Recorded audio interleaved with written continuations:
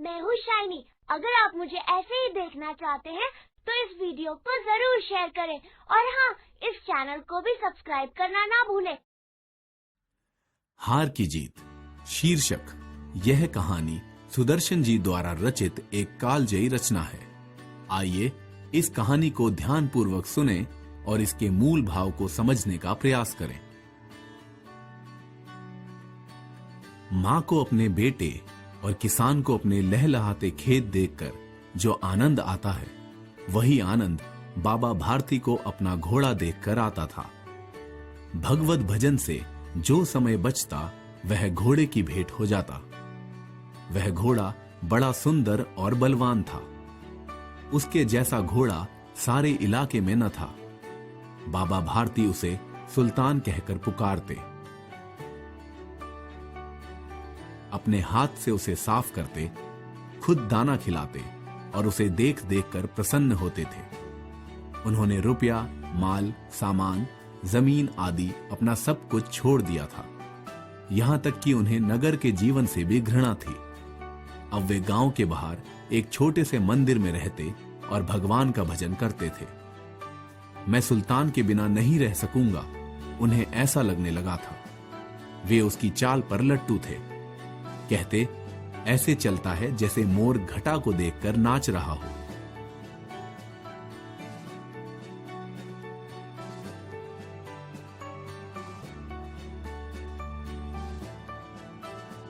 जब तक संध्या के समय सुल्तान पर चढ़कर 8-10 मील का चक्कर न लगा लेते, उन्हें चैन न आता। खड़क सिंह उस इलाके का कुख्यात डाकू था। लोग उसका नाम सुनकर कांपते थे। सुल्तान की कीर्ति उसके कानों तक भी पहुंची। उसका हृदय उसे देखने के लिए अधीर हो उठा। वह एक दिन दोपहर के समय बाबा भारती के पास पहुंचा और प्रणाम करके बैठ गया। बाबा भारती ने पूछा, खड़क सिंह, क्या हाल है? खड़क सिंह ने सिर झुकाकर उत्तर दिया, आपकी दया है। कहो, इधर कैसे आ गए? सुल्तान की चाह खींच लाई।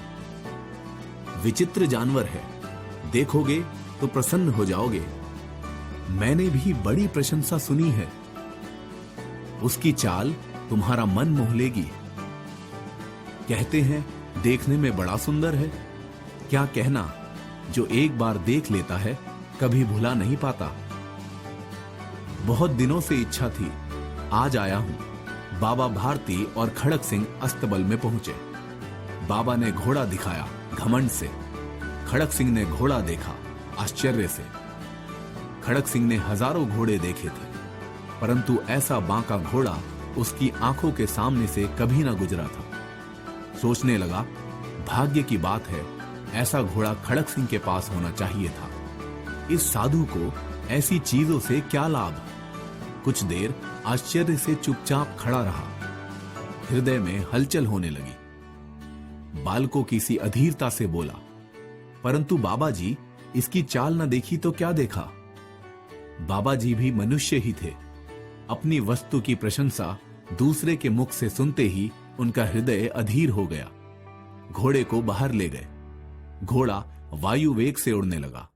उसकी चाल देखकर खड़क सिंह के हृदय पर सांप लौट गया। वह डाकू था और जो वस्तु उसे पसंद आ जाए उस पर वह अपना अधिकार समझता था। उसके पास ताकत और आदमी थे। जाते जाते उसने कहा, बाबा जी, मैं यह घोड़ा आपके पास न रहने दूंगा। बाबा भारती डर गए। अब उन्हें रात को नींद न आती। सारी रात अस्तबल की रखवाली में कटने लगी। हर समय खड़क सिंह का भय लगा रहता। कई मास बीत गए, वह ना आया। धीरे धीरे बाबा भारती कुछ असावधान हो गए और इस भय को स्वप्न के भय की तरह समझने लगे। संध्या का समय था। बाबा भारती सुल्तान की पीठ पर सवार होकर उसे टहलाने ले जा रहे थे। उस समय उनकी आंखों में चमक थी, मुख पर प्रसन्नता। कभी घोड़े के शरीर को देखते, कभी उसके रंग को, और मन में फूले न समाते थे। अचानक एक ओर से आवाज आई, ओ बाबा, इस कंगले की सुनते जाना। आवाज में करुणा थी। बाबा ने घोड़ा रोक लिया। देखा एक अपाहिज व्यक्ति वृक्ष की छाया में पड़ा कराह रहा है। पूछा, कहो तुम्हें क्या कष्ट है? अपाहिज ने हाथ जोड़कर कहा, बाबा मैं दुखिया हूं, मुझ पर दया करो। रामावाला यहां से 3 मील है, मुझे वहां जाना है। घोड़े पर चढ़ा लो, परमात्मा तुम्हारा भला करेगा। वहां तुम्हारा कौन है? दुर्गा दत्त वैद्य का नाम तो आपने सुना होगा, मैं उनका सौतेला भाई हूं। बाबा भारती ने घोड़े से उतरकर अपाहिज को घोड़े पर सवार किया और स्वयं उसकी लगाम पकड़कर धीरे धीरे चलने लगे।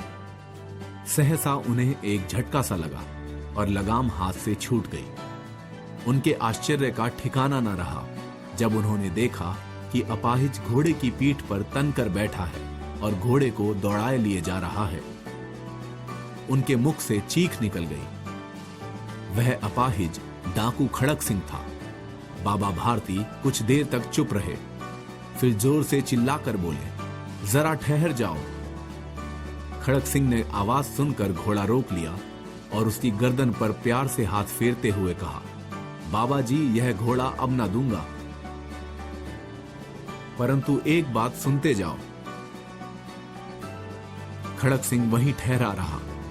बाबा भारती ने निकट जाकर उसकी ओर ऐसी आंखों से देखा जैसे बकरा कसाई की ओर देखता है और कहा, यह घोड़ा तुम्हारा हो चुका है, मैं तुमसे इसे वापस करने के लिए न कहूंगा, परंतु खड़क सिंह केवल एक प्रार्थना करता हूं, उसे अस्वीकार न करना, नहीं तो मेरा दिल टूट जाएगा। बाबा जी आज्ञा कीजिए, मैं आपका दास हूं, केवल यह घोड़ा न दूंगा। अब घोड़े का नाम न लो, मेरी प्रार्थना केवल यह है कि इस घटना को किसी के सामने प्रकट न करना। खड़क सिंह का मुंह आश्चर्य से खुला रह गया। उसका विचार था कि उसे घोड़े को लेकर यहां से भागना पड़ेगा, परंतु बाबा भारती ने स्वयं उससे कहा कि इस घटना को किसी के सामने प्रकट न करना। इसका क्या उद्देश्य हो सकता है? खड़क सिंह ने बहुत सोचा, बहुत सिर मारा, परंतु कुछ समझ न सका।